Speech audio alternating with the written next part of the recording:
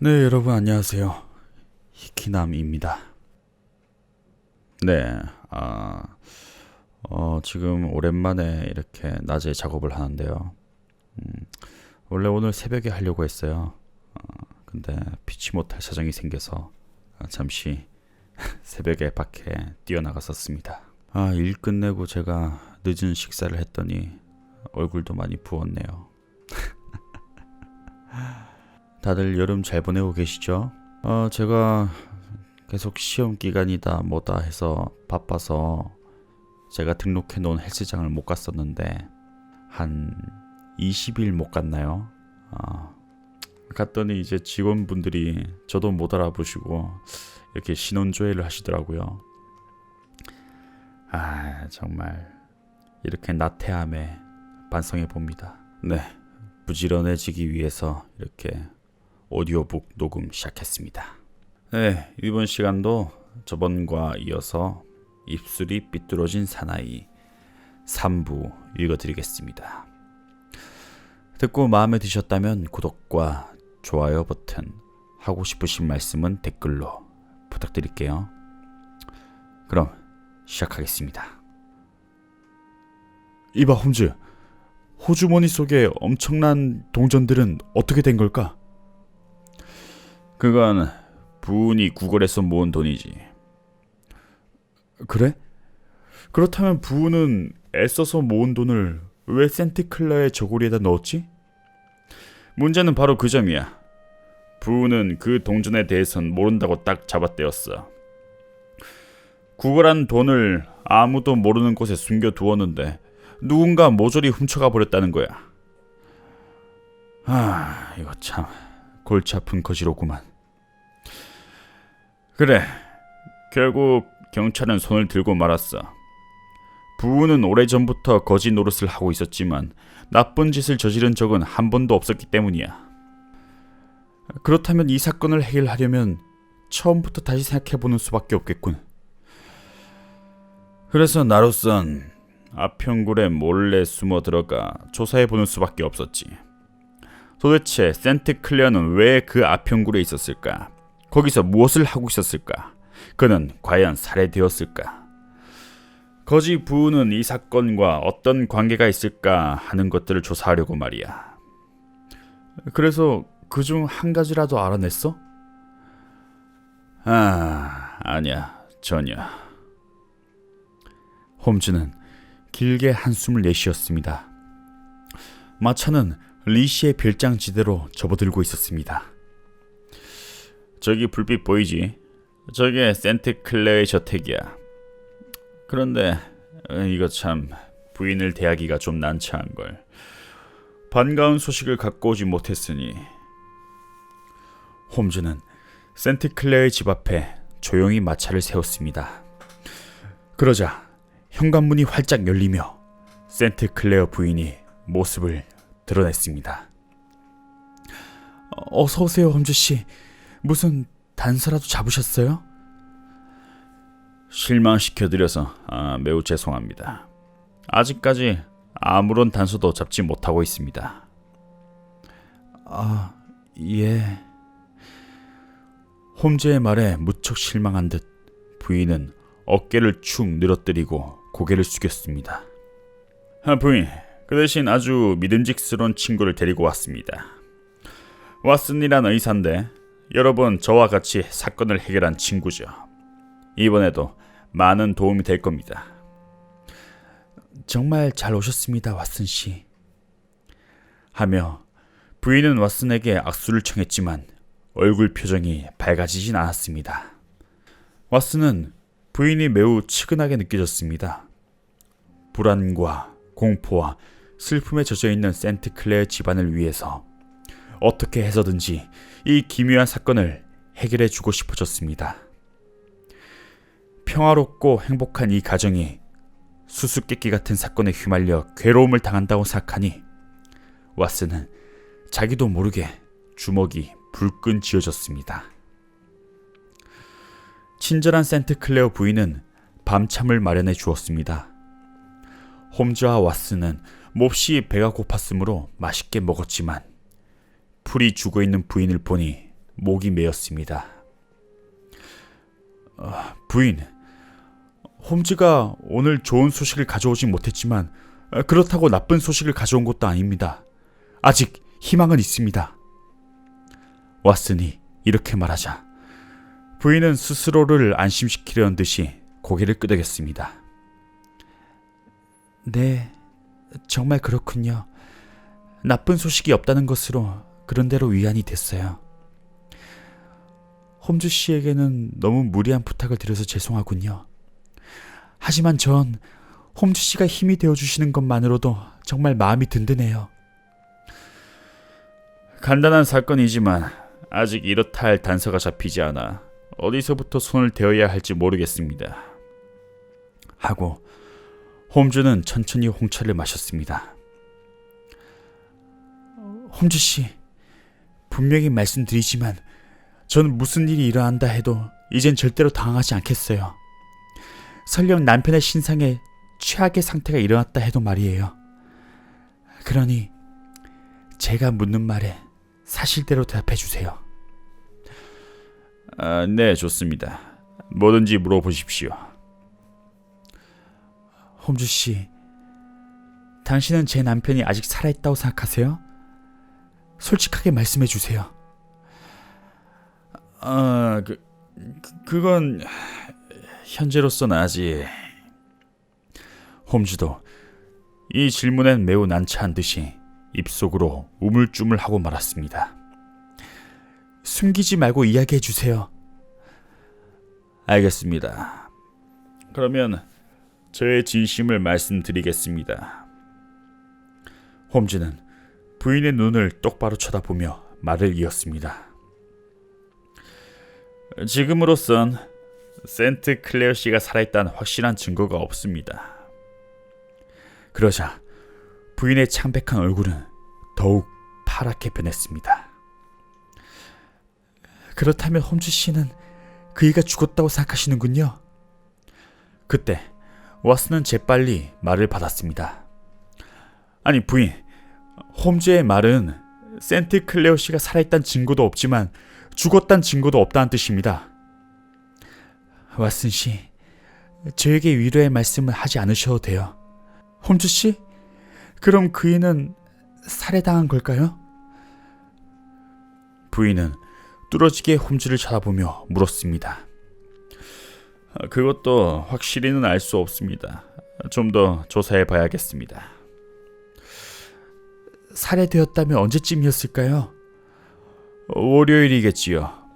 부인께서 아평굴에서 그의 모습을 언뜻 보신 그 다음일 겁니다. 오늘이 금요일이니까 벌써 닷새가 지났군요. 그런데 그이가 월요일에 죽었다면 오늘 이런 편지가 올 리가 없어요. 죽은 사람한테서 편지가 왔다는 말 들어본 적이 있으세요? 아니, 방금 뭐라고 하셨습니까? 센트 클레어 씨로부터 편지가 왔습니까? 홈즈는 자리에서 벌떡 일어났습니다. 왓슨도 눈을 휘둥그레 뜨고 숨을 죽였습니다. 왓슨은 부인의 정신이 이상해진 게 아닌가 하고 생각했습니다. 오랫동안 괴로움을 당하면 정신이 이상해질 수도 있기 때문입니다. 그러나 부인은 냉정했습니다. 얼굴빛은 창백했지만 눈빛이나 목소리, 그리고 그들을 대하는 태도가 조금 더 미친 사람 같진 않았습니다. 부인은 어리둥절해 있는 두 사람을 바라보며 차분한 목소리로 보세요. 이게 오늘 그이한테서 온 편지입니다. 하고 한 통의 편지를 내보였습니다. 홈즈는 편지를 받자 탁자 위에 펼쳐놓더니 눈을 번뜩이며 들여다보기 시작했습니다. 봉투는 좀 구겨졌지만 소위는 읽을 수가 있었습니다. 스윈덤 골목 근처에 있는 그 우체국에서 보낸 것이었습니다. 겉봉의 글씨는 매우 서투르구만. 부인, 이건 센트 클레어 씨의 글씨가 아니죠? 네. 하지만 편지 내용은 분명히 남편이 쓴 것이에요. 겉봉의 글씨는 누구의 것인지 짐작되는 사람이 없습니까? 누가 썼는지 도통 모르겠어요. 그러자 홈즈는 혼잣말처럼 중얼거렸습니다. 이름을 먼저 쓴 뒤에 이 집 주소를 썼구만. 어머, 그걸 어떻게 아시죠? 이것 좀 보십시오. 이름은 잉크 색깔이 진하죠.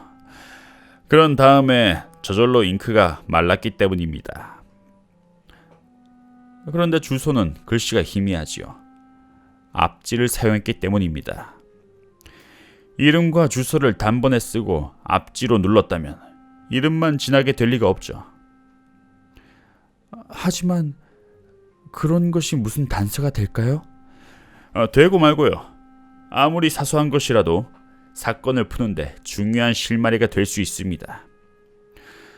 이 겉봉을 쓴 사람은 먼저 당신의 이름을 쓰고 펜을 내려놓은 다음 당신의 주소를 묻거나 조사를 해서 나중에 적어 넣은 겁니다. 그이는 왜 겉봉을 딴 사람한테 쓰게 했을까요? 아무튼 한번 편지를 읽어봅시다. 그런데 홈즈는 편지를 펼치면서 아니 부인, 혹시 봉투 속에 편지 외에 다른 게 들어있지 않았나요? 하고 물었습니다. 네, 사실은 반지가 들어있었어요. 그이의 이름이 새겨진 그런 반지였습니다. 그렇다면 이 편지는 센트 클레어 씨가 쓴 게 틀림이 없군요. 급히 서둘렀지만 이건 틀림없는 제 남편의 글씨예요. 글씨체가 독특해서 금방 알 수 있습니다. 부인은 자신 있게 말했습니다. 홈즈는 소리를 내어 편지를 읽었습니다. 여보, 내 일은 조금 더 걱정하지 마시오. 우연히 묘한 사건에 말려들었지만 머지않아 해결될 거요. 일이 까다롭게 된 것은 내 실수였어. 조금만 더 참고 기다려 주시구려. 정말 아무것도 걱정할 필요가 없습니다. 센트 클레어.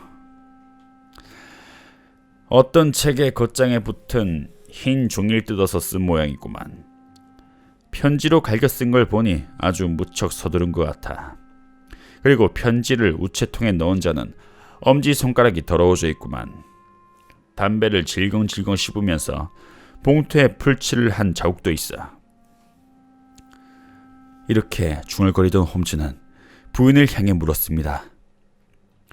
부인, 다시 한번 확인할 게 있는데 이 편지의 글씨는 정말 센트 클레어 씨의 글씨인가요? 혹시 잘못 보신 건 아니겠죠? 홈즈 씨, 저를 믿어주세요. 저는 센트 클레어의 아내입니다. 남편의 글씨를 잘못 볼 리가 없어요. 그렇다면 부인, 기뻐하시기엔 아직 이를지 모르겠지만 센트 클레어 씨는 살아계신 것 같습니다. 우리들과 경찰의 눈을 속이기 위해서 누군가 교묘하게 가짜 편지를 썼다면 그 이야기는 달라지겠지만 말입니다. 가짜 편지는 절대로 아니에요. 부인은 한사코 우겨댔습니다. 그러자 왓슨이 몹시 불안한 표정을 지으며 말했습니다. 그러나 봉투의 글씨가 다른 것이 아무래도 마음에 걸리는군요. 여보게 홈즈, 센트 클레어 씨가 월요일에 쓴 편지를 어떤 자가 오늘에야 붙인 게 아닐까? 그렇게 생각한다면 센트 클레어 씨가 과연 지금도 무사할지 잘 모르겠어. 홈즈도 염려스러운 듯이 말했습니다. 그때 부인이 두 사람의 말을 가로막으며 나섰습니다. 아니에요. 두 분께서 뭐라 하셔도 제 남편은 무사합니다. 전 그이가 살아있다는 걸 알고 있어요. 남편과 저는 이상하게 마음이 늘 통하고 있어요. 아무리 멀리 떨어져 있어도 무슨 일이 생기면 서로가 육감으로 알 수가 있어요. 월요일 아침에도 그이는 면도를 하다가 얼굴을 다쳤습니다. 그때 전 아래층 부엌에 있었는데 퍼뜩 불길한 예감이 들어 세면장으로 뛰어들어갔죠. 그런 조그마한 일에도 예감할 수 있는데 하물며 그이가 살아있다는 걸 왜 모르겠어요? 홈즈와 왓슨은 한동안 어리둥절해 있었습니다. 이윽고 홈즈가 부드러운 목소리로 말했습니다. 부인의 이야기는 잘 알겠습니다. 그런데 센트클레어 씨는 살아서 편지를 쓸 수 있는데 어째서 집으로 돌아오지 않았을까요? 이것이 문제입니다. 그렇군요. 남편은 왜 돌아오지 않을까요? 부인은 또다시 불이 죽었습니다. 그날 집을 나설 때 센트클레어 씨는 별다른 말이 없었습니까? 네, 여느 때처럼 명랑한 얼굴이었어요. 그분은 전에 스윈돈 골목에 대해서 이야기한 적이 없었나요? 그런 불결한 거리에 대해선 한 번도 입에 담은 적이 없었어요. 마지막으로 한 가지만 묻겠습니다. 센트클레어 씨는 혹시 아편을 피우지 않았나요? 솔직하게 대답해 주십시오. 그건 당치도 않은 말씀이세요. 그이는 무척 가정적이고 착실한 분입니다. 하고 센트클레어 부인은 약간 뾰로통해져서 대답했습니다. 네, 여러 가지로 정말 고마웠습니다. 신뢰되는 질문에도 부인께서 성의껏 대답해 주셔서 아주 많은 도움이 되었습니다. 내일쯤은 모든 게 해결될 것 같죠. 그럼 안녕히 주무십시오. 홈즈는 매우 기분이 좋은 듯 밝은 목소리로 말했습니다. 그리곤 왓슨, 우리도 푹 자두세. 내일은 아마 바빠질 테니까. 하고 왓슨을 재촉하며 침실로 돌아왔습니다. 그런데 홈즈는 침대에 눕긴커녕 책상 앞에 앉아 담배를 물고 깊은 생각에 잠겨버렸습니다. 날카롭게 빛나는 홈즈의 눈초리는 천장의 한 곳을 꿰뚫을 듯 노려보았습니다. 그는 정밀한 기계처럼 머리를 작동시켜 사건 추리에 몰두하기 시작한 것입니다. 네, 여러분. 오늘은 여기까지 읽도록 하겠습니다. 제가 잠에서 깬 지 얼마 되지 않아서 작업물이 잘 나왔는지 아닌지 구분하기 힘드네요. 좀 이따 편집 작업을 하면서 한번 잘 들어봐야겠어요. 운이 나쁘면 아마 저번 2부처럼 다시 녹음을 해야 할 상황이 올 수도 있습니다. 네, 여러분. 들어줘서 고맙고요. 모두 오늘도 잘 자요.